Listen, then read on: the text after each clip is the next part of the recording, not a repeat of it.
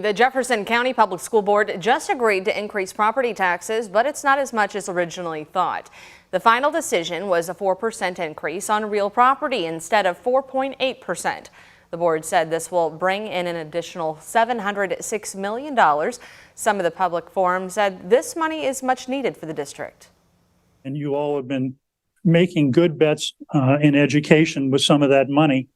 And we want to keep those programs going, some of which are mental health professional staffing and restorative practice trained teachers. But others do feel like raising taxes will not solve the root problems at JCPS. I've seen a pattern. You keep asking for more money, you put more money into something, and the results are not any better. And I'm saying that as a teacher who has been in the ranks experiencing that. The tax increase will begin on July 1st. The final version of Louisville's $1.1 billion budget crossed a major hurdle last night. It passed the Budget Committee and will now head to the Metro Council for a final vote. Here's some of the highlights. On top of plans to build a permanent resource center for homeless people in the Metro, $3 million was added for the Goodwill Opportunity Campus over in West Louisville. They also added $4 million on top of the $26 million put aside for repaving city streets and an additional $3 million to help with repairs at the Algonquin and Camp Taylor pools. The Metro Council is expected to vote on that budget at tomorrow's meeting. The father of the man killed during an attempted carjacking of undercover cops says he does not believe the whole story is being told. It happened Monday afternoon near 22nd Street and Griffiths Avenue in the Portland neighborhood. According to police, the undercover LMPD detectives were watching a house for a separate investigation. Our Taylor Woods and photojournalist Ian Hardwick learned more about the suspect's past. In this alleyway right now, a dozen lit candles and flowers near 22nd and Owen Street in the Portland neighborhood. Meeting us back at the scene more than 24 hours after the fatal LMPD shooting is Mark Jaggers Sr. He tells us his son Mark Jr. is who was shot and killed by Metro Police in this spot. Louisville Metro Police say Jaggers attempted to carjack 2 undercover officers. I don't know why he would have his gun out to run up to that car unless but I know he didn't know he didn't think nobody was in that car. I know that for a fact. I know my boy. Jaggers Sr. says he wants his son to be remembered as a great kid. Great father, the best son ever. Jaggers Sr. says he will miss his son who was his fishing buddy. He's a good kid, and everybody knows him to tell you that.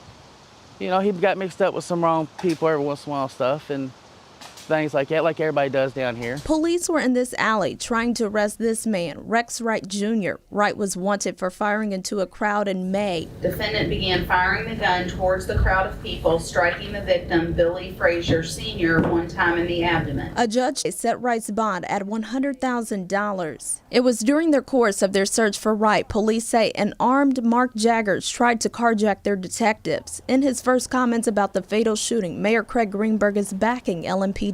In this situation, as I understand the facts, the officer acted appropriately, heroically, bravely, and rapidly in response to someone trying to carjack his car while he was in the line of duty, seeking to get a fugitive that was wanted for other shooting crimes in our city. Greenberg, a victim of gun violence himself, explained why using guns for the wrong reasons do not end well. I encourage people once again to just put down their weapons. Do not use guns to commit crimes. Despite what happened, Jaggers says he will miss his son. We worked together in a couple different jobs and everything. We was just so bonded. Taylor Woods, WHAS11 on your side. Mayor Greenberg says the Kentucky State Police will release body cam video as soon as possible. Jeffersonville police say they have surveillance video of a deadly hit and run involving a toddler at a local motel. Police continue to search for this woman, Lisa Tesh. A new report said her son is the toddler's father. He told police his 18-month-old daughter ran out into the road because she was so excited to see her grandma. Officers said security video shows Tesh hitting that toddler, her granddaughter, getting out of the car to look at her and then got back into that car and sped away. The girl died from her injuries. This all happened at the Motel 6 in Jeffersonville. Police believe Tesh is in this car, a white Chevy Trailblazer with Kentucky plates.